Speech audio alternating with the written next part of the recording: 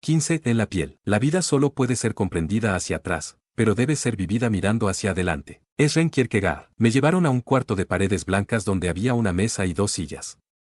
Me dejé caer en una de ellas y pocos minutos después entró una mujer delgada, con gafas bifocales de armazón rojo. Llevaba una bata blanca y un gafete que decía, Doctora Susana Cuevas, y el logotipo de la institución. Era mi tercera visita a ese hospital. La doctora comenzó a interrogarme. Tania, ¿por qué intentaste hacerte daño otra vez? Preguntó en tono cálido. Porque me quiero morir, respondí. Necesitas ayuda y no abandonar tu tratamiento y no faltar a tus terapias. ¿Y qué caso tiene? Estoy harta de lo mismo y mis ganas de desaparecer no se van. Volvimos a hablar de mis demonios. Los colocamos sobre la mesa por enésima vez y pasamos un par de horas hablando de mi juventud y de que tenía una vida por delante. Salí de ahí con las muñecas vendadas y una boleta que tenía que sellar en cada consulta con mi terapeuta. La historia de siempre. Gente queriéndome ayudar y yo que no me dejo. Vivo sola desde los 16 años en una casa de asistencia barata. La dueña es adicta a fumar marihuana y le vale un pepino lo que yo haga. Eso me gusta. Que nadie me moleste ni cuestione mi conducta. Sobrevivo trabajando de mesera en un restaurante de la zona y con lo poco que gano me alcanza para pagar mi renta, medio comer y medio existir. Tengo pocos conocidos y un par de amigos, tan perdidos como yo. Siempre me he juntado con los rechazados y marginales, con aquellos que tengan más problemas que yo para que los míos no sobresalgan. Personas autodestructivas nos llaman. Consumo drogas a veces y otras alcohol. Tengo sexo con desconocidos y nunca me he enamorado. Me da por rasgarme la piel con cuchillos o navajas y por eso los médicos me canalizan con psiquiatras y terapeutas. No comprenden que es en mi piel en donde se quedó a vivir el monstruo. Por eso la corto y siento que la sangre que brota de mis heridas lava la suciedad que ahí ha quedado impregnada desde mi niñez. Mi padre abusó sexualmente de mí. A mí no me hizo daño un extraño ni un delincuente, quien me lastimó para siempre fue mi papá, el hombre que era mi héroe, el mismo que por las mañanas me cargaba sobre sus hombros para cortar manzanas del árbol del jardín y que por las noches se metía en mi cama y me tocaba. Cuando un padre lastima a un hijo de la manera que el mío lo hizo conmigo, las heridas son profundas y permanecen encima de la piel, en cada rincón por donde posó sus manos que en lugar de protegerme me profanaron. Ernesto Urueta es un reconocido ingeniero, exitoso y respetado.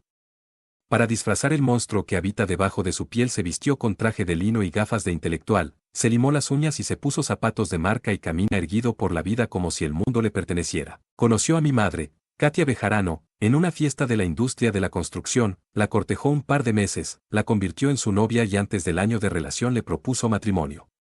Para mi madre lo mejor que pudo haberle pasado fue conquistar el corazón de ese hombre distinguido y con tanto futuro. La prosperidad acompañó su matrimonio y mi nacimiento tuvo lugar en uno de los mejores hospitales de Tijuana. Primogénita, mujer y cubierta con sábanas de seda.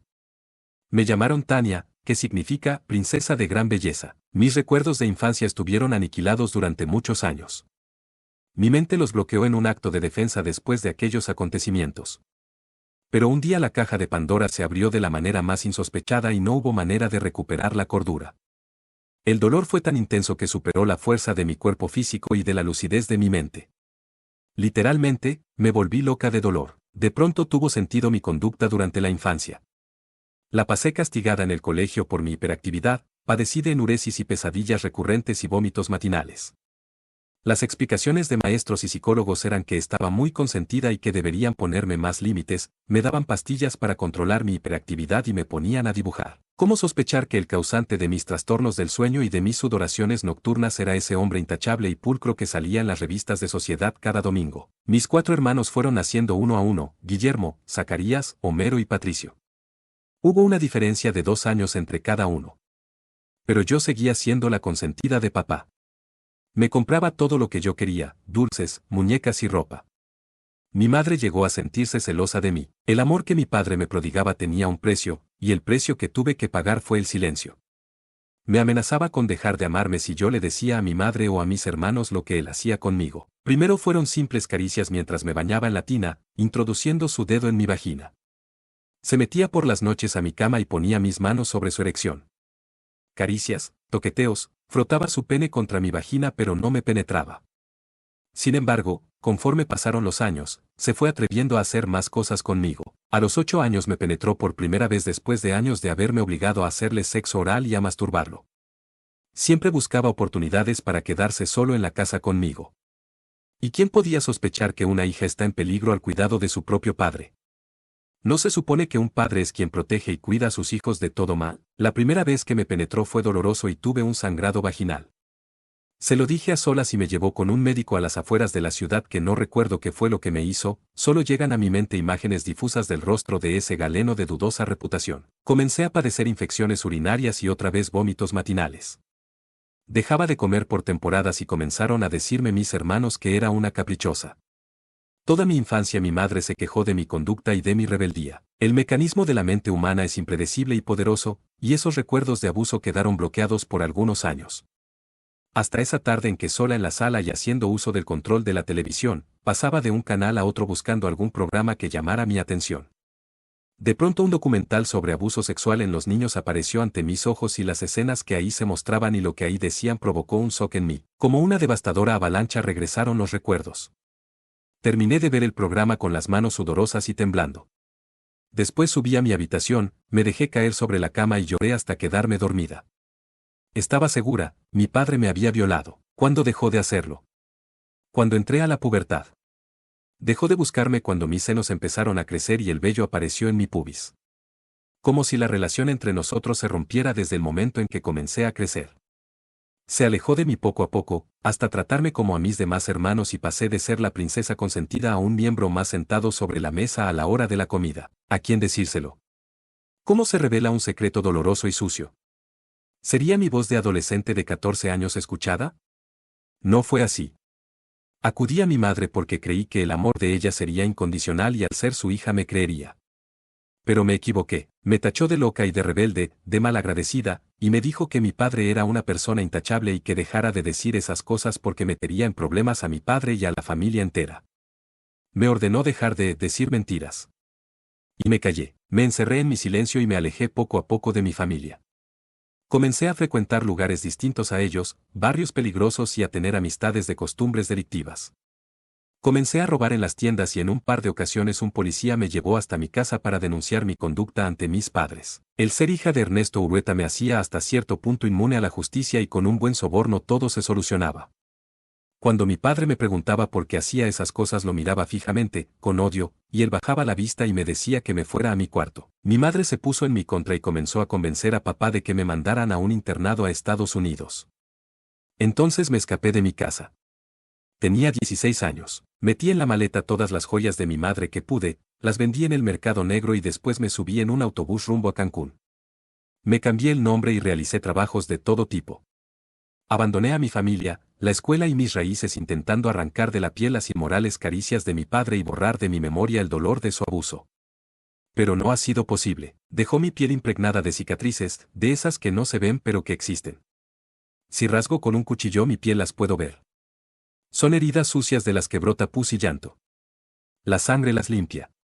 Por eso me corto, para lavarlas, aunque me duela. El dolor instalado en mi alma es tan profundo que necesito un dolor más intenso que acalle ese que permanece constante ahí donde mi padre lo colocó. Sobre mi piel, en mis entrañas. Mi padre y su dinero me encontraron un año después. Una noche al regresar a mi cuarto en esa casa de asistencia, un lujoso auto estaba estacionado al frente del edificio. Al verme llegar mi padre descendió del vehículo. Entre la penumbra lo reconocí y sentí que ese odio contenido se trepaba a mi cerebro y me le fui encima a golpes. Ernesto Urueta no se defendió. Me dejó golpear su pecho, su rostro y patearle las piernas. Después me dijo, perdóname, estaba enfermo. Mi padre siempre supo por qué abandoné mi hogar. Mi madre siguió en la negación y mi padre en el silencio. Prefirieron perder a su hija que perder su reputación. Aún no sé si mi madre algún día habló de esto con papá, pero su indiferencia me dejó en claro de qué lado se inclinó su criterio. Mi padre prefirió verme partir que enfrentar las consecuencias de sus actos. Y eso también me dañó profundamente. Han pasado más de 12 años desde esa noche. Mi padre me pidió que volviera a casa y no acepté. Yo ya era mayor de edad y no pudo hacer nada. Mi madre le había pedido buscarme y llevarme de regreso. El silencio de mi madre se le transformó en cáncer y murió 2 años después de que mi padre me encontrara. No asistí a su funeral. Mi padre y su secreto siguen allá en Tijuana. Mis hermanos regados por el mundo gastando el dinero de papá y viviendo como reyes. Yo soy la oveja negra de los Urueta Bejarano, la hija que arrastra la reputación familiar y la que no aparece en las fotografías ni asiste a las reuniones ni figura en sociedad. En la otra punta del país vivo sola y enfrentando mis demonios cada día. Me convertí en carne de diván, en visitante recurrente en las salas de urgencias en los hospitales de la zona. La que se corta la piel, la que se destruye de mil maneras, la que se quiere morir cada mañana y que recoge puñados de lástima por donde pasa. No sé qué pase conmigo, tal vez algún día llegará a mi vida un terapeuta eficiente que dé en el clavo de mi padecimiento y me ayude. Tal vez un día perdonaré a mi padre, tal vez un día mi piel dejará de darme asco y podré verme en el espejo sin sentir náuseas. Seguiré asistiendo a terapia con el gramo de esperanza que me queda, y quizás un día encuentre al profesional que me ayude a mirar hacia el frente y a dejar de retorcerme en mi pasado. Mientras tanto seguiré escondiendo mi dolor en mis manías, bañándome 2 veces al día y rasgándome la piel, intentando limpiar la suciedad que mi padre derramó en mi cuerpo y en mi corazón de hija. No sé si lo perdonaré algún día, pero tenerlo lejos de mí me da paz. Desconozco si mi padre también fue abusado o que detonó su conducta enferma, pero no quiero explicaciones, lo que anhelo es dejar de sentir este dolor. Mañana es mi cumpleaños y con el cheque que mi padre me manda de regalo cada año compraré un pastel y colocaré 28 velas, soplaré y pediré un deseo, que desaparezcan los demonios que caminan sobre mi piel. Amén. 16. El Padre Perfecto. Buscar primero entender, luego ser comprendido. Stephen Covey. Si la perfección existiera, llevaría por nombre Pablo Aragón. Mi padre es un hombre inmaculado cuyas virtudes le han concedido prestigio laboral y social y el respeto de su familia. Sin embargo, ser hijo de un padre perfecto no es sencillo. Tienes que crecer intentando emularlo y llenar sus zapatos. Te comparan con él constantemente y, a pesar de la admiración que te provoca, a veces también padeces de angustia por los temores que te acosan de no dar la altura y no ser digno hijo de un hombre como ese. Su carácter autoritario y sus agallas para enfrentar la vida hacen que lo respete y le tema a la vez. Un temor mezclado con amor. Algo difícil de describir. Vivir bajo su custodia es caminar por un hogar con reglas militares, y al mismo tiempo sentirte orgulloso de formar parte de su pelotón. Amarlo y temerlo al mismo tiempo implica un sentimiento disímbolo que en diferentes etapas de mi desarrollo me ha hecho amarlo y odiarlo. Soy el hijo tercero de sus 7 vástagos. 3 hombres y 4 mujeres. Todos educados en las costumbres rígidas y bajo los preceptos de mi padre. Mi madre, Emilia López, ha permanecido los 30 años que llevan juntos almidonando sus camisas y cocinando con devoción sus alimentos. Jamás la he visto contradecirlo ni sugerirle ideas distintas a las suyas. Cualquier cosa que se salga fuera de su encuadre con el que observa el mundo contraría a mi papá. En la casa no se cuestionan sus decisiones porque siempre son acertadas y ha llevado el rumbo del barco familiar por aguas serenas tanto en lo económico como en lo educativo.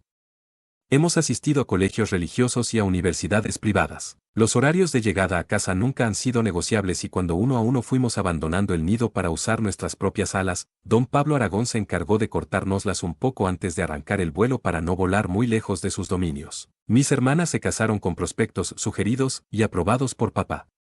Mis hermanos y yo hicimos lo mismo.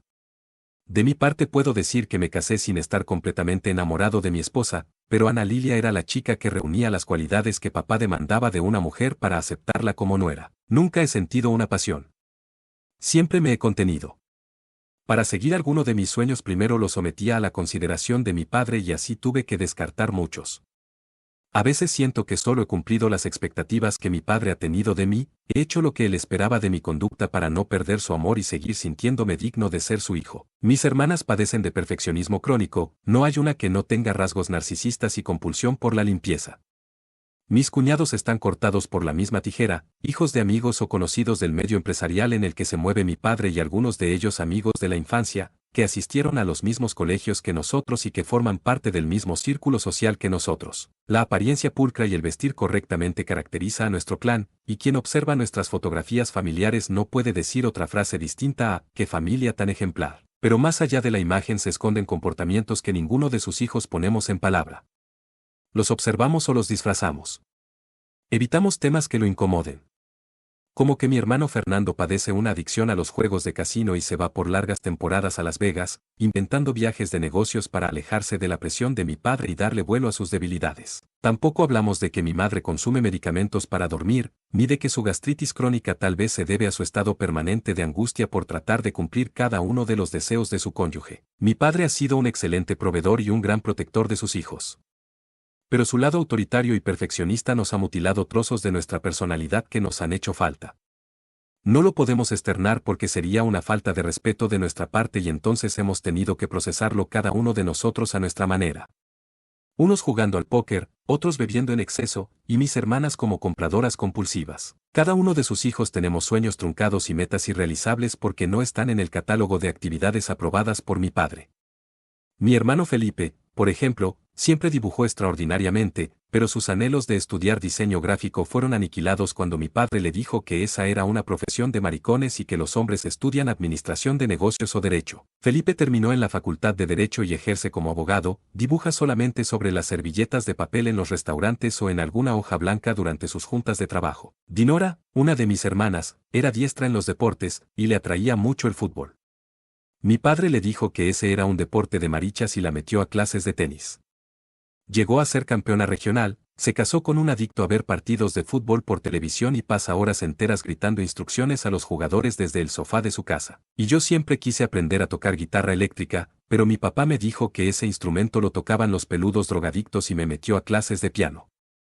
Su autoridad no se debía sentir amenazada con ningún tipo de rebeldía de nuestra parte. Y al no tener defecto alguno que echarle en cara no pudimos encontrar motivos para retarlo. Un padre no necesita ser perfecto para ser buen padre y creo que lo que en apariencia puede ser una virtud en exceso puede rayar en el defecto. Eso es lo que yo pienso ahora que soy padre de Sebastián, mi primogénito de 6 meses. Tengo miedo de no ser un buen padre, pero sé que es porque a pesar de la devota educación que me brindó mi padre, me convirtió en un hombre inseguro que necesita de algún tipo de aprobación para hacer las cosas. ¿Cómo quitarle la capa al superhéroe para sentir su lado humano? ¿Cómo hacerlo bajar de su pedestal para abrazarlo y decirle que no es necesario que sea perfecto para amarlo? Pablo Aragón así es y así se irá a su sepultura. Soy su hijo y no tengo que juzgarlo. A un padre como él se le admira y se le ama, pero considero que también se le tiene que hacer a un lado para saber que se siente caminar sin su capa protectora. De los errores se aprende y creo que necesito equivocarme más para sentirme vivo. No se lo diré, porque no quiero a estas alturas de su vida hacerle sentir que no lo admiro o que lo rechazo, pero sí trataré de encontrar en mi hijo la oportunidad de ser más yo, de no repetir el patrón de conducta recibido y atreverme a ser más flexible de espíritu. Tal vez me tropiece en el intento, pero lo haré, porque no quiero que Sebastián me tenga miedo, no quiero que mi hijo observe la vida a través de mi mirada. Quiero que se arriesgue a ser el mismo y que comparta conmigo sus verdaderos anhelos y alentar sus propios talentos. Porque no quiero ser un padre perfecto, quiero simplemente ser un buen padre, humano y sensible, y que mi hijo me respete con amor y no con miedo. Quiero que se me acerque sin temor y que me comparta sus pensamientos e ideas sin sentirse juzgado. No quiero menospreciar sus sueños. Mi padre, Pablo Aragón, es mi origen y me dio raíces, pero mi destino no tiene que ser una réplica suya. Por más perfecto que sea, no tengo que emularlo. Con gratitud amarlo y respetarlo, para después abrir mis alas y volar hacia mi propio firmamento, allá donde se permite abrazar a los hijos, donde no se educa desde el pedestal de la perfección, sino en el terreno de lo humano, ahí donde también se vale equivocarse, y tocar la guitarra eléctrica. 17. A escondidas. No creas lo que te dicen tus ojos. Todo lo que muestran es limitación. Mira con tu entendimiento, encuentra lo que ya sabes y verás la forma de volar. Richard Bach. Desde niña mi padre había sido mi héroe. El que me protegía de cualquier peligro y jugaba conmigo a las escondidas. Cuando me encontraba dentro de algún ropero o debajo de la mesa yo gritaba y él me levantaba entre sus brazos. ¿Cómo puede imaginarse una hija que su padre es capaz de hacer cosas que no sean prodigar amor, protección y juegos? Mi padre, Gildardo Luna, era ese tipo de varón dulce y meloso que me hizo imaginar que así como él, sería el príncipe que en el futuro llegaría por mí montado en su corcel blanco y me llevaría galopando hacia un hermoso destino. Los hombres rudos, machos y groseros me parecían seres abominables que emergían de entornos carentes de afecto donde solo había miseria humana y desamor. Creciendo al lado de un padre que era amoroso y juguetón, agradecía a la vida su presencia. Mi madre llevaba una relación con él un poco distante.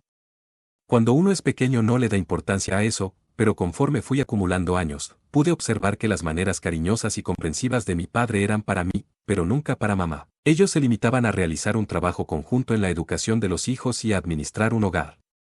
Pocas veces los vi tener demostraciones amorosas frente a nosotros y menos en público, tal vez un beso en sus respectivos cumpleaños o un abrazo en Navidad. Lleva tiempo que los hijos aprendamos a visualizar en plenitud la calidad de la relación de nuestros padres, y más cuando entre ellos existe un compromiso de apariencia para no dañar su imagen social.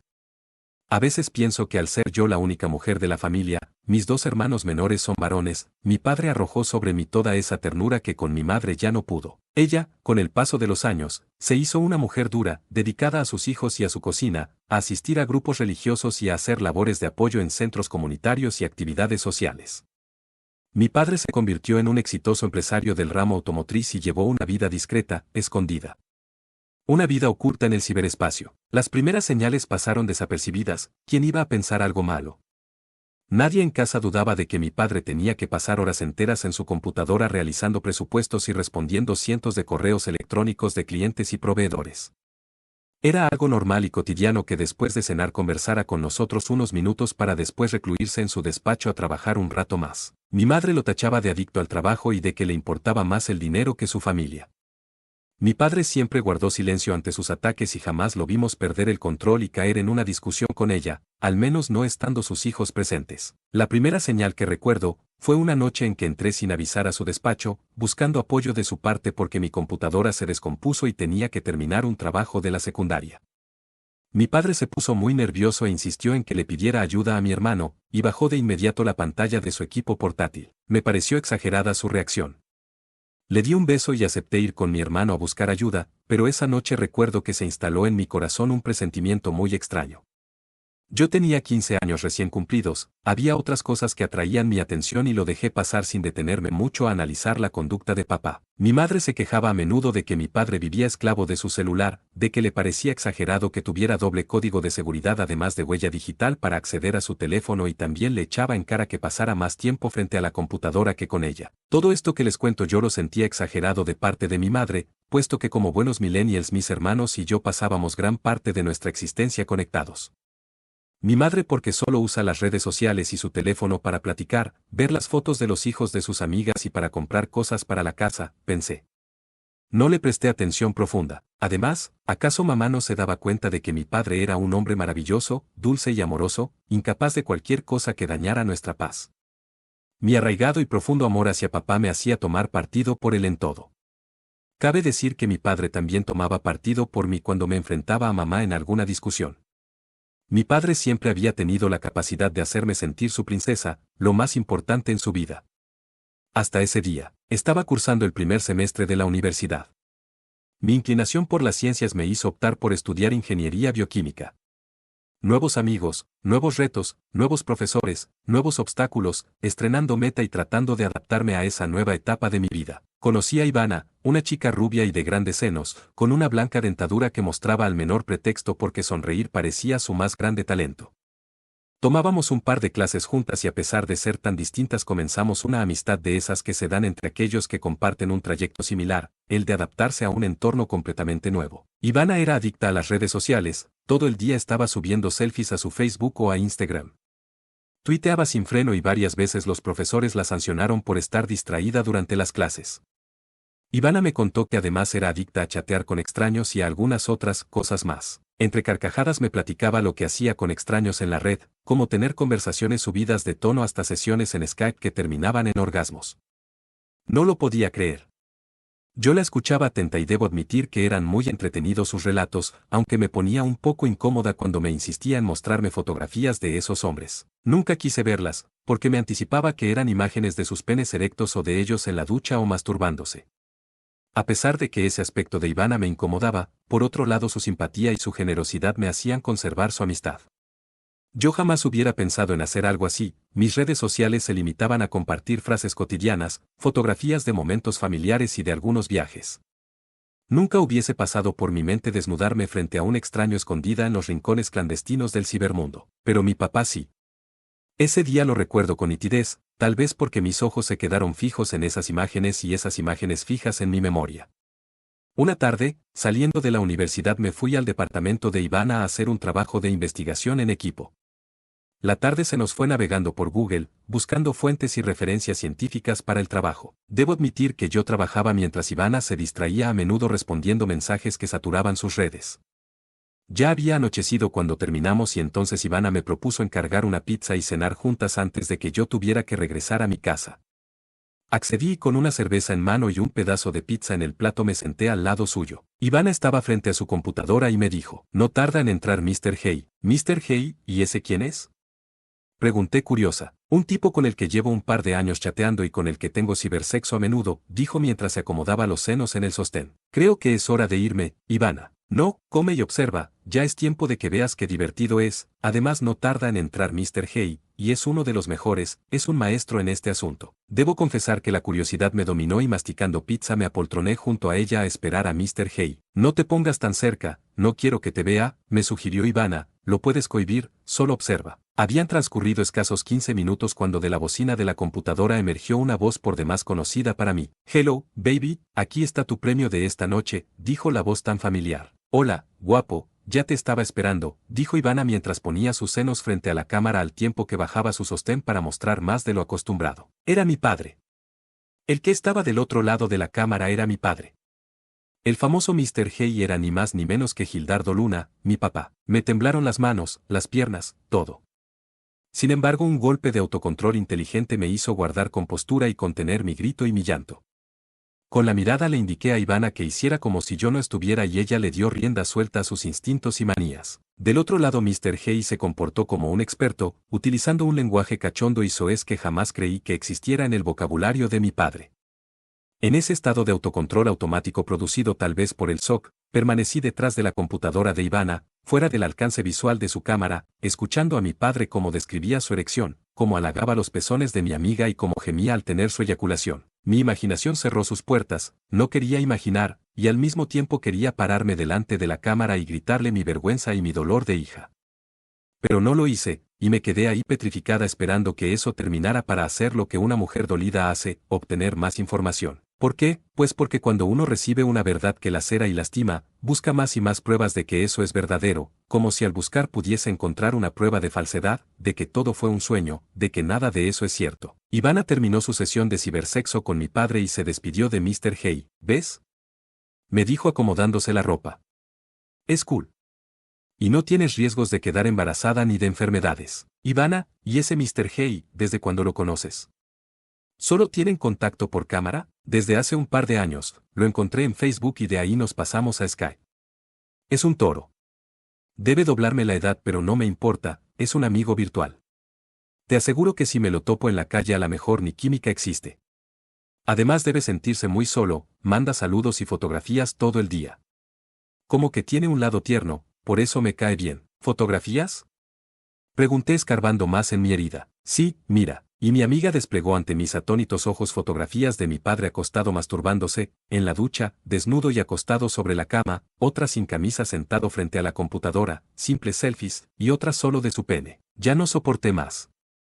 Salí del baño echándole la culpa a la pizza de mi vómito descontrolado y me fui de casa de Ivana arrastrando los pies y un dolor emocional que se esparció en todo mi cuerpo. Me pesaban las manos, las pestañas, mi boca estaba seca y mis ojos húmedos. Mi casa estaba en penumbras.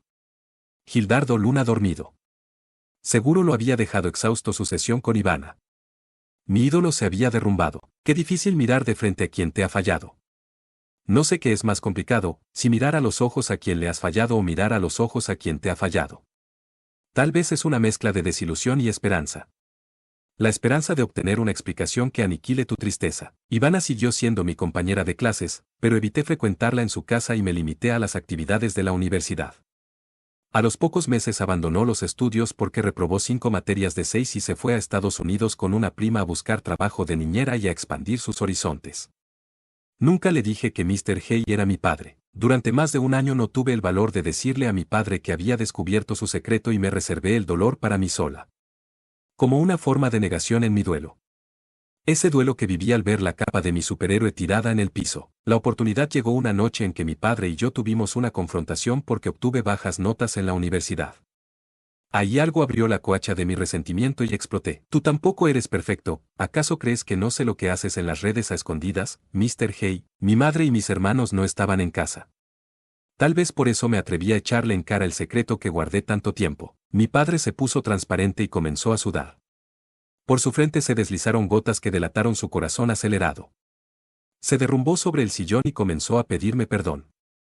Le dije el nombre de Ivana y solo atinaba a decir una y otra vez, Dios mío, mientras se cubría la cara con sus manos. El llanto no se soportó en sus ojos y se salió a borbotones, entre sollozos y vergüenza me decía que estaba enfermo, que ya no lo volvería a hacer, que me pedía discreción con mi madre y mis hermanos. Entonces, mi mente se fue lejos.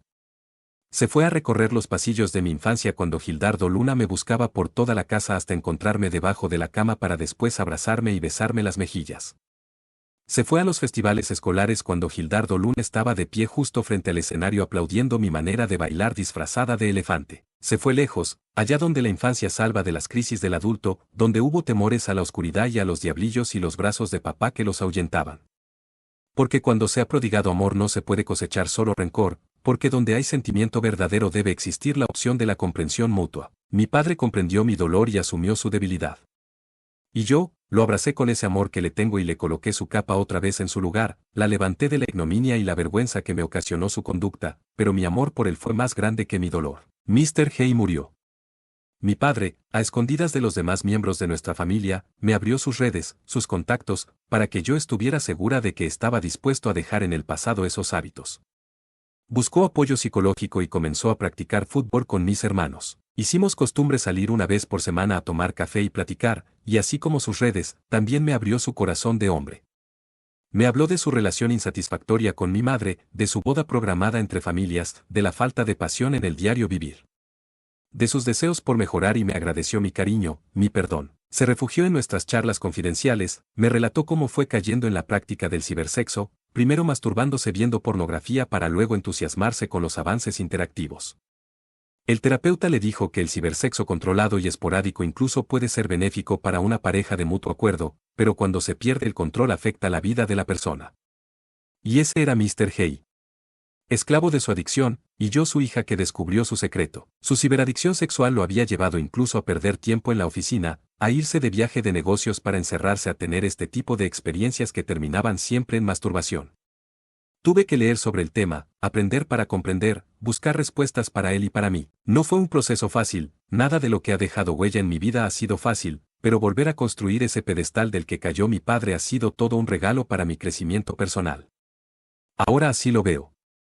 A medida que caía información sobre el tema a mis manos, me daba cuenta que era un problema más común de lo que imaginaba y que es una adicción negada que lleva a problemas de índole familiar, emocional y al rechazo social. Todo lo que pude aprender sobre la marcha me ayudó a comprender mejor el caso de mi papá y a no darle la espalda a ese amor incondicional que existe entre los dos. A un paso estuve de caer en el abismo del resentimiento permanente, pero el amor me empujó de nuevo a los brazos de papá. Nunca creí que sería capaz de hablar de esto, pero al contárselo a la página quisiera que ayudara a quien viva una experiencia semejante a la mía, y que no se siente en el rincón del sufrimiento innecesario, donde habita el rencor y se alejan unos de otros los seres que se aman. Gildardo Luna ahora es abuelo, y a medida que pasan los años las computadoras y los teléfonos celulares pierden importancia en su vida. Los utiliza para estar en contacto con sus seres amados. No voy a mentir y decirles que la relación con mi madre se arregló, pero al menos los he visto caminar hacia su ocaso juntos y renegando menos uno del otro. Y a Mr. Hay lo veo sentado frente a su computadora repleta de fotografías de mi hijo Gil, con sus ojos llenos de ese amor que solo él sabe prodigar cuando lo hermoso que habita en su alma resplandece. Y yo soy feliz, porque papá me ha vuelto a abrazar y a ahuyentar mis miedos y mis tristezas, y ya no esconde nada. 18. Lo que me cuentan de ti. Un buen padre vale por 100 maestros. Jean-Jacques Rousseau. Lo que me cuentan de ti es mi consuelo. Escuchar a mamá cuando describe tu manera de andar, tus hombros caídos y tu espalda ancha. Observar fotografías donde apareces vestido de charro con tu sombrero decorado y montando a jacaranda, tu yegua predilecta. Desde niño entrevisto a las personas que tuvieron el placer de estrechar tu mano y les pregunto qué te gustaba comer, a dónde te gustaba ir los domingos. He crecido imaginándote y arrojando tu nombre al viento. Lo que me cuentan de ti es que tu mirada era serena, tu caminar presuroso y tus manos de dedos largos y gruesos. Que tus ojos irradiaron amor absoluto cuando pusieron entre tus toscos brazos mi regordete cuerpecito de 2,5 kilos. Me dicen que fuiste el hombre más feliz del planeta el día de mi nacimiento y que me escogiste el nombre de Horacio, en honor al personaje de Shakespeare, el íntimo amigo del príncipe y al que Hamlet confiesa sus deseos de venganza. Me cuentan que siempre hablabas de Horacio y decías, es el único en sobrevivir al final de la obra.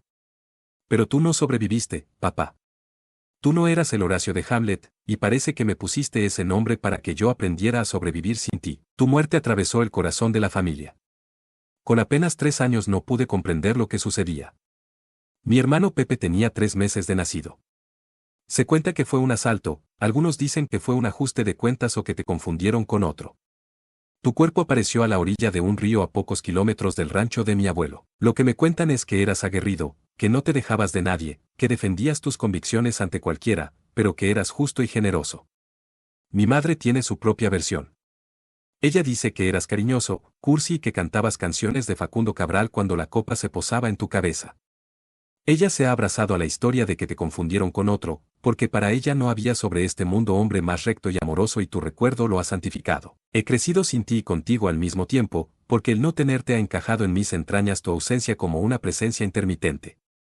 Estás en mí porque soy tu sangre y además soy esa parte de ti que se quedó aquí, para dar testimonio de que exististe. Lo que me cuentan de ti me ha mantenido a tu lado, y esos recuerdos me han sostenido a lo largo de los años, me han dado fuerza en los momentos de debilidad y esperanza en los ratos de desilusión. Porque a pesar de tu muerte existes en mí, tal vez has estado en mi ansiedad crónica, en mis temores al futuro, en mi miedo irracional a la muerte. O quizás en mi bajo rendimiento escolar en la educación primaria, o en mi manía de dormir con la luz encendida durante mis periodos depresivos. Tu ausencia se convirtió en mis conductas extrañas que me convirtieron en niño de diván algunos años. Los difusos recuerdos de tu paso por mi vida tomaron forma y fuerza y despiadadamente me hicieron consciente de cuánta falta me haces. Por eso, lo que me cuentan de ti es mi consuelo, y lo que digan de mí tu herencia. Tu sangre y tu espíritu me acompañan, tu ausencia es ya una sensación endémica en mi vida. Me duele recordarte y al mismo tiempo disfruto lo que me cuentan de ti, es contradictorio pero verdadero. Cada noche consagro oraciones a tu memoria y le pido al destino que me permita caminar recto y ser un hombre de convicciones, para que cuando llegue el momento de encontrarme contigo al otro lado de la vida te sientas orgulloso de mí. Lo que me cuentan de ti es mi consuelo, y saber que me cuidas desde el cielo mi paz. 19. Ahí donde duele. Un padre no es el que da la vida, eso sería demasiado fácil, un padre es el que da el amor. Dennis Lord. Crecí con mi madre y siempre me pregunté por qué no tenía un padre a mi lado. Mamá me respondía que era un hombre extranjero y que vivía en un país lejano.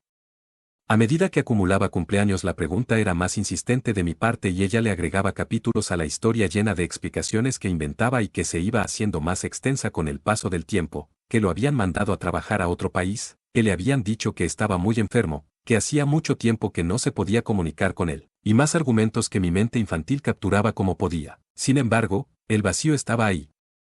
Un padre imaginario que tomaba el rostro que yo quería ponerle. A veces lo imaginaba guapo, con barba partida y parecido al cantante Luis Miguel. Otras veces en que me dolía su ausencia, lo imaginaba gordo y barbón, con manos gruesas y dientes amarillos, como si imaginándolo de esta manera doliera menos el no conocerlo. Sin embargo, cuando cumplí los 10 años caí enferma de meningitis. Mi madre en ese entonces trabajaba como asistente del director de una empresa, pero su salario no era suficiente para el tratamiento médico costoso al que tuvo que someterme. Entonces un día llegó y me dijo que iba a ir a la casa un amigo suyo que se había ofrecido a ayudarla con el pago de mi tratamiento. Entonces apareció. Lo más extraño es que su rostro me pareció familiar. Como si mis ojos hubieran hecho un recorrido por los más remotos recuerdos de mi infancia y se lo hubieran encontrado allá, en lo más lejano de mi conciencia de niña. O tal vez fue porque vi mis ojos iguales a los suyos. Hubo un momento en que mi madre salió de la habitación y entonces el hombre me dijo, Paulina, ¿sabes por qué tus ojos son iguales a los míos? No, respondí temerosa pero curiosa a la vez. Porque yo soy tu papá. Recuerdo que fue un momento incómodo y lleno de confusión para mí. Y se hizo más confuso cuando me dijo que todos esos años había vivido en la Ciudad de México, a 2 horas de Querétaro, donde vivíamos nosotras, y que además a menudo le preguntaba a mi madre por mí. Mi madre me había mentido todo ese tiempo, ¿por qué? ¿Para qué? El momento se tornó más incómodo cuando mi madre entró a la habitación y tuvo que admitir que todo lo que ese hombre decía era verdad. Ese hombre era mi padre. Salí de esa enfermedad y mi padre, Pablo Fernández, comenzó a llamarme por teléfono a menudo. Un par de meses después nos invitó a visitarlo. Debo decir que la relación entre mi mamá y yo en ese tiempo se resquebrajó un poco, hasta que poco a poco le fui sacando la verdad de su corazón. Ella conoció a Pablo en una noche bohemia organizada por unas amigas, cayó fulminada ante esa mirada ojiazul y a los 3 meses tuvo que informarle que estaba embarazada. Pablo le dijo que no estaba preparado para casarse ni para una relación estable porque su carrera iba en ascenso y mi madre, con su dignidad y su bebé, tomó su propio rumbo dejando que mi padre siguiera el suyo. Entonces inventó las historias del padre extranjero, lejano o enfermo que no estuvo cerca durante mi infancia. Cuando apareció en mi vida, Pablo Fernández ya era el reconocido diseñador gráfico, ganador de premios y estrella de la publicidad en el país. Google se encargó de mostrarme sus logros y su exitosa carrera. También Google me mostró sus primeras fotografías al lado de esa mujer rubia y delgada y de ese par de niñas con cabello rizado y mejillas rosadas. Cuando por fin mi madre aceptó ir a visitarlo a la capital, Pablo le pidió que me dejara ir con él a su casa.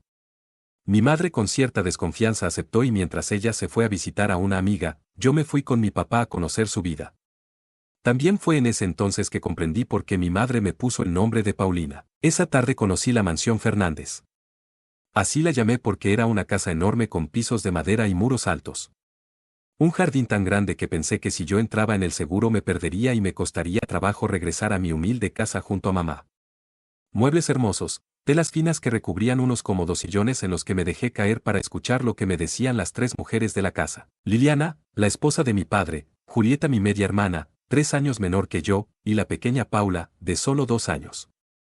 Y yo con mis 10 años encima, descubrí que tenía padre, hermanas de esas que llaman medias, porque compartía con ellas el padre, mas no la madre, y de la noche a la mañana me tuve que contar una historia nueva de mí misma y de mi origen. La esposa de Pablo y sus hijas no fueron ni amables ni groseras, es decir, neutrales, poco efusivas y se limitaron a cumplir con lo que mi padre debió de pedirles, recibir en la casa a la hija no reconocida. Salí de ahí con una sensación extraña, no supe si era hoyo en mi corazón o un soplo de aire que me invadió el abdomen.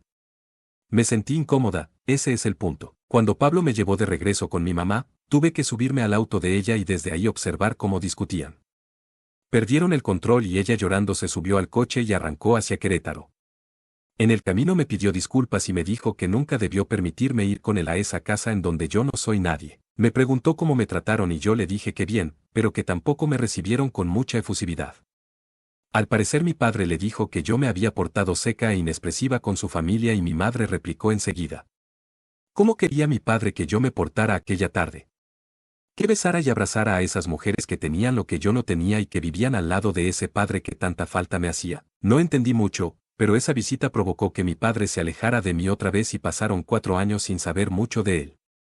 Una postal en mi cumpleaños, diseñada por él, y algún regalo, casi siempre ropa.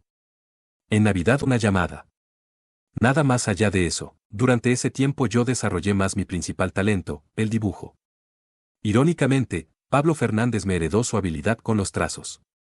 Tomé clases en la Casa de Cultura, después con maestros particulares y me fui inclinando más y más por el diseño. Hice una exposición de mis dibujos a lápiz en la secundaria en la que estudiaba y mi madre me apoyaba en todo. A ella empezó a irle mejor en el trabajo aunque no en el amor y seguía sin una pareja. Esos 4 años mi madre se dedicó a impulsarme en los estudios y en darme todo lo que tenía a su alcance. Entonces volvió a aparecer mi papá. Yo estaba por cumplir los 15 años, me buscó una tarde para tomar un café. Mi madre a regañadientes me dejó ir, a pesar de los pesares Pablo era mi padre. Y esa tarde mientras yo me comía un helado de vainilla y mi papá 3 expresos dobles uno tras otro, me contó que se había separado de Liliana, que ella se había llevado a sus hijas a vivir a Cuernavaca y que las veía cada fin de semana. Mientras él me narraba sus penas, yo terminé mi helado y comencé a dibujar en una servilleta de papel un unicornio, con grandes alas, el cuerno con finos detalles que hacían que se viera desde lejos en tercera dimensión. Mi papá se impresionó y me dijo, «Wow, eres muy talentosa. Tienes que venir a vivir conmigo». Yo levanté la mirada y me topé con la suya. Sus ojos brillaban. ¿Por qué no? Respondí con determinación, y me fui a vivir con Pablo Fernández. Entonces conocí a mi padre. Vivir con Pablo Fernández fue conocer un mundo totalmente distinto al mío. Un mundo en el que la apariencia y el halago son importantes. En donde la hipocresía es de uso cotidiano y el negocio se busca en todo. Nada se hace gratis. Me di cuenta de sus hábitos positivos y negativos. Al despertar lo primero que hacía era servirse un whisky o fumar marihuana. Me decía que los creativos necesitaban a veces de sustancias para relajar la tensión y trabajar mejor. También lo vi subirse cada noche a la caminadora y rigurosamente hacer 1 hora de trote. Contrastante y contradictorio, pero un genio. Cuando mi padre tomaba un lápiz y lo deslizaba por el papel emergían las figuras más maravillosas que mis ojos han contemplado. Lo mismo en su computadora. Se ponía a trabajar y yo lo observaba extasiada. Entonces quise ser como él. Le pedí que me inscribiera en la mejor escuela y en talleres de diseño, él accedió y me entregué por completo a mi pasión. Durante el tiempo que estuve con él recibió varios premios nacionales e internacionales de diseño. Uno de ellos se lo dieron en Francia y otro en Italia. Conocí entonces lo que era sentir orgullo por papá. Sin embargo, eso fue empañado por lo que fui descubriendo poco a poco. Sus constantes deslices amorosos. Una mujer diferente comenzó a desfilar por la casa y por la cama de papá cada fin de semana. A veces hasta las confundía y les decía el nombre de otra. Por otro lado, sus hijas menores comenzaron a ponerse celosas y se encargaban de hacerme la vida difícil cuando pasaban algunos días en casa. La exmujer aún más. Incluso en una ocasión me acusó de haberle robado una gargantilla de oro cuando se quedó a dormir un fin de semana en que fueron juntos a confirmar a las niñas.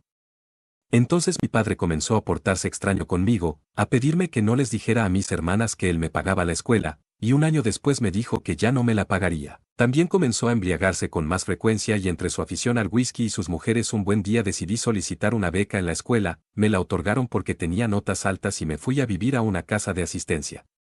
Por supuesto, mi madre me dirigió una de sus frases predilectas, te lo dije. Pablo Fernández pasó otra vez al segmento de la ausencia.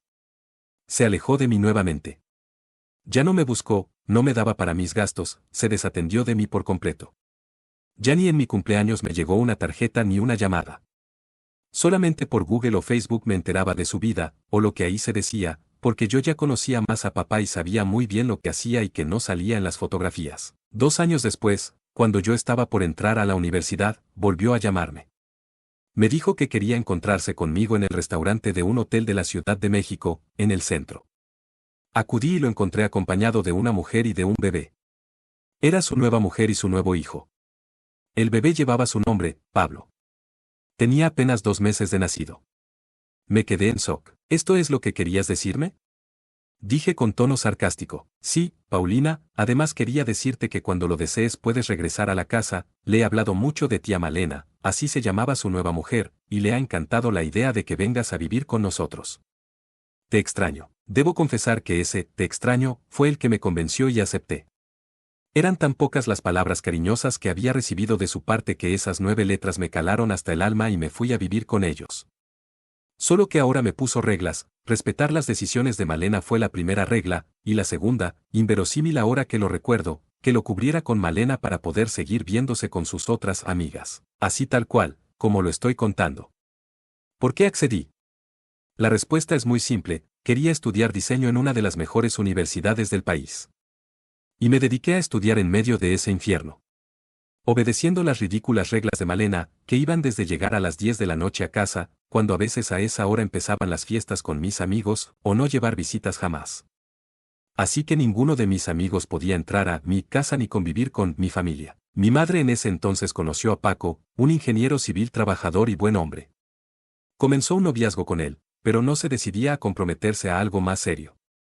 Creo que estaba esperando verme en paz y con las alas abiertas para continuar con su propio vuelo. Entre mi padre y yo la historia se repitió, y aún con un episodio peor, la convivencia con su nueva mujer provocó celos, la relación con Liliana, su exmujer, y mis otras hermanas complicó más las cosas, y a eso había que agregar la afición de mi padre por las mujeres, que me metía en problemas cada vez más grandes. Algunas de sus amiguitas llegaron incluso a agregarme en Facebook para preguntarme por papá o para concertar citas con él a través de mí y eso me daba náusea. Sin embargo accedía porque mi padre me lo ordenaba. En una ocasión dejé mi computadora abierta y mientras fui al baño, llegó Malena y entró a ver mis cosas, mi Facebook se quedó abierto y pudo leer algunas de esas conversaciones que tuve con las amigas de mi padre. La bomba estalló. Malena me acusó de traidora y se fue de la casa con Pablito en brazos. Cuando llegó mi padre por la noche se enteró de todo, me echó la culpa a mí. Me insultó. Me dijo, eres una idiota, y lanzó mi computadora al suelo. Me corrió de su casa y ahí se quedó vociferando y embriagándose con whisky. Tiempo después supe que Malena lo perdonó porque mi padre me echó la culpa de todo a mí y le dijo que yo era la que lo promovía con otras mujeres que, a través de mí, querían colgarse de su fama y lo buscaban. Yo tuve que pedir una beca en la universidad y pedir ayuda a mi madre, que para entonces ya se había comprometido con Paco y estaba próxima a casarse. Me fui a vivir a un departamento con una amiga de la escuela y tuve que vender empanadas, ser mesera y trabajar con un diseñador ya establecido para poder sostener mis estudios.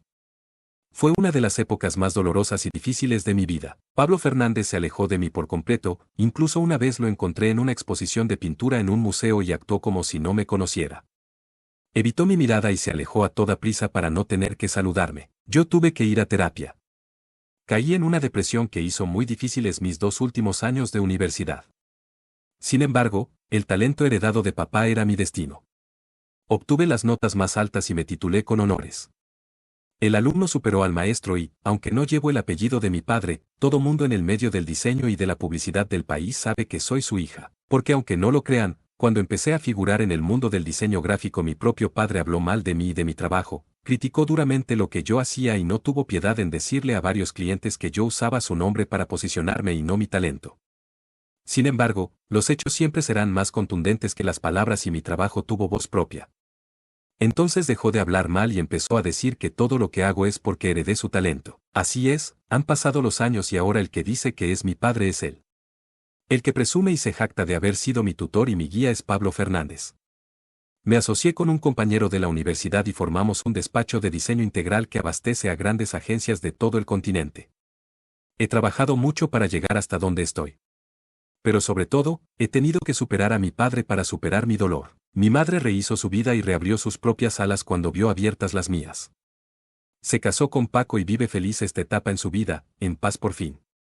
Con los esqueletos de Pablo Fernández enterrados debajo del éxito de su hija. Y yo encontré mi propio rumbo, agradeciendo el talento y el dolor que mi padre depositó en mi corazón, porque de esos dos ingredientes estoy hecha, y el talento es el que me mueve y el dolor el que me hace crecer. El talento lo transformo en mi trabajo, que es mi pasión.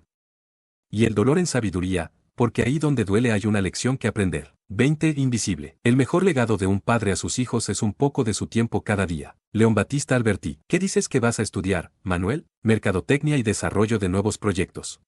Es una carrera muy interesante, papá. Además siempre me ha gustado mucho el estudio de los mercados y las posibilidades de emprender un negocio propio. Pone la vista fija en el televisor. Están transmitiendo el partido final de la Eurocopa. Esto quiere decir que una neurona de mi padre puso atención a lo que dije. Todas las demás están en el fútbol. Para describir a mi padre usaré una frase muy trillada, es un hombre de pocas palabras. Tengo 22 años y no recuerdo jamás haber tenido una conversación con mi padre que no involucrara al marcador de un partido de fútbol o que tuviera que ver con otro asunto distinto de mis calificaciones mensuales. Desde que tengo memoria siento que me ignora. Como si yo fuera un mueble más en la casa o como si mi presencia para él fuera un holograma que aparece y se desvanece al momento que él posa su mirada encima. He escuchado que la figura paterna determina mucho el carácter del hijo varón. Tal vez por eso me he sentido algo perdido en varias etapas de mi crecimiento. Como si mi brújula se descompusiera a cada rato y llega mamá y es la que tiene que repararla. Mi madre ha tratado de suplir esa ausencia presente de mi padre y me dedica mucha atención, pero no ha sido suficiente para mí porque creo que mi papá sí me ha hecho mucha falta. Tal vez eso explica que haya reprobado sexto de primaria y que después de terminar el bachillerato por los pelos me quedé 4 años perdido en el limbo. Me metí a estudiar psicología y reprobé 4 materias de 5 en el primer semestre y deserté. Después de un semestre sabático en el que no hice prácticamente nada más que acompañar a mi mamá al supermercado, podar el jardín y salir con mis amigos, decidí entrar a probar suerte en filosofía y letras. Asistí 3 meses solamente porque las clases me parecieron tan aburridas que creí que iba a caer en una depresión que me llevaría al psiquiátrico. Otra vez me dediqué a ser el compañero de mamá en la casa y para fingir que era útil me puse a vender balones de fútbol y camisetas que un amigo de mi padre fabrica. Así han pasado casi 4 años en los que he hecho un poco de todo, desde aprender un poco de electromecánica en un taller del empleo que impartieron en un instituto sin prestigio de mi ciudad, hasta tomar clases de cocina mediterránea. Estoy otra vez intentando retomar metas y encontrar mi camino. Pero a mi papá parece importarle lo mismo que un pepino. Deberías de hablar con Jaime, aconsejarle algo para que haga algo útil en su vida, le dice mamá en tono desesperado. Que haga lo que le guste, eso es lo importante, responde papá con la vista fija en el televisor. Por Dios, Ignacio. Es tu hijo. Necesita tu guía. Grita mamá ya con algo de furia en su voz. Por eso, porque es mi hijo no deseo obligarlo a hacer algo que no quiera, que haga lo que le guste, responde mi padre sin énfasis alguno. Cualquier intento de hablar contigo es inútil. Grita mamá furiosa y se va. Yo observo y escucho. Nada nuevo. Escena diaria, frecuente y típica en mi hogar. Y no hablo porque sé que si a mi mamá no le responde, a mí menos. ¿En qué momento don Ignacio Linares se volvió ese ser hermético al que le interesa poco lo que le interesa a quienes ama? ¿O acaso nos ama? Me he hecho estas preguntas muchas veces pero no encuentro las respuestas. A veces pienso que siempre ha sido así, pero mi mamá insiste en que cuando lo conoció era conversador y entusiasta. No recuerdo que haya jugado conmigo a algo. Ni al fútbol, porque es un deporte que ve por televisión pero que no practica. Nunca lo he visto interesado en saber qué me gusta, qué no me gusta, qué anhelo en mi vida o si he sufrido por algo. Mis penas de amores, enfermedades y conflictos siempre los he compartido con mi madre, con mi hermana mayor o con mis amigos. Mi padre ha permanecido en mi vida como un ser ajeno a todo lo que tenga que ver con mi mundo. No sabe qué música escucho ni qué tipo de mujer me atrae. ¿A dónde dices que fuiste?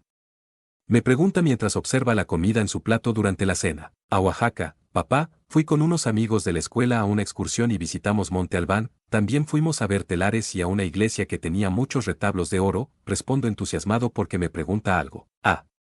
Es que no recordaba, dice y vuelve a quedarse callado. Puedo irme de la casa y tal vez se dé cuenta un año después. Eso siento. Con esa sensación de que le importo menos que un pepino. A veces hasta me observo en el espejo durante horas para ver si en verdad encuentro parecido físico con él, porque tal vez duda de que soy su hijo y por eso no me hace caso. Pero no. Tengo sus cejas, sus dientes, incluso caminamos igual y también cuando nos reímos se nos hace el mismo hoyuelo en el cachete izquierdo. Ni hablar. Si soy su hijo, papá, ¿cómo te fue en tu trabajo? Pregunto yo, porque si la montaña no viene a ti tú tienes que ir hacia la montaña. Bien, responde a secas. ¿Qué ha pasado en el banco? ¿Sigue ahí el mismo director, ese que dices que te cae mal y que se parece al profesor Girafales?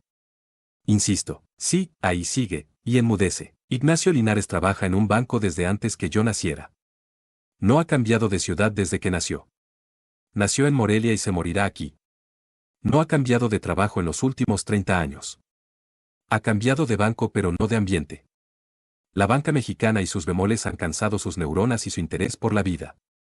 Eso quiero creer buscando explicaciones al porqué de su apatía hacia mí y hacia su familia. Dice que no nos falta nada porque nos ha dado techo, cobija y alimento, además de apoyarnos en nuestros estudios y en algunos gustos.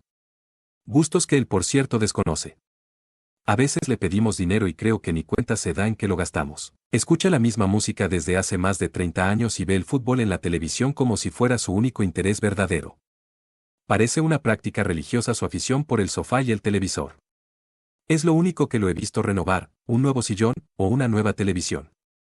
Es lo que lo he visto comprar además de sus chocolates envinados que se come a montones los fines de semana como si fueran su premio por la jornada laboral. Es un hombre silencioso y de rutinas.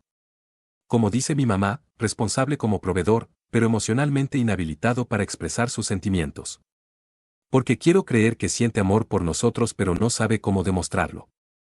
Eso quiero creer, eso quiero pensar, pero también eso me gustaría sentir, y no lo siento. No me regaña, pero su indiferencia es dolorosa. Ha sido una forma de lastimarme silenciosa y gradual. Ha afectado mi autoconfianza y mi toma de decisiones. Me ha convertido en un hombre que vive sin terminar lo que empieza. Y tengo miedo, miedo del futuro, que no veo con claridad. Tal vez me ha hecho falta caminar de la mano de mi padre y que él me vaya mostrando el camino y dando consejos de cómo esquivar los obstáculos. Trato de comprenderlo, tal vez mi padre también tiene sus propios temores y traumas. Repitiendo algo que hicieron con él. Mi abuelo había muerto cuando yo nací, pero mi madre dice que así como mi padre es conmigo, mi abuelo fue con mi padre. No lo justifico pero sí lo comprendo. No puede darme lo que no conoce. Se ha dedicado a hacer lo que aprendió, a formar un hogar y a trabajar de sol a sol para sostenerlo, llevar el pan a la mesa y comprar una casa en donde habitar. Tal vez le estoy pidiendo algo que no puede darme. Y como no habla, no conozco su infancia, solo escucho las historias que mi madre me cuenta, o alguna de mis tías, porque a las hermanas de mi papá también les da por la mudez, y con esos retazos intento comprender por qué mi padre es como es. Siento que mi padre no me ve, que no me escucha. Y cuando se percata de mi presencia no veo que en sus ojos se vislumbre algún interés en mí. Por eso cuando era niño y me preguntaban qué superpoder escogería si yo fuera un superhéroe jamás elegí ser invisible, porque ya lo era.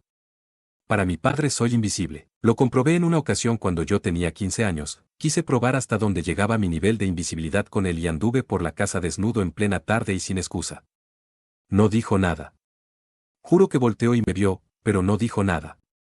Y pude haberme quedado desnudo de no ser porque mi hermana llegó y pegó un grito que se escuchó hasta China. No griten, fue lo único que dijo papá desde la sala sentado frente al televisor. Pero así es mi papá y debo admitir que, a pesar de todo lo que les cuento, lo amo.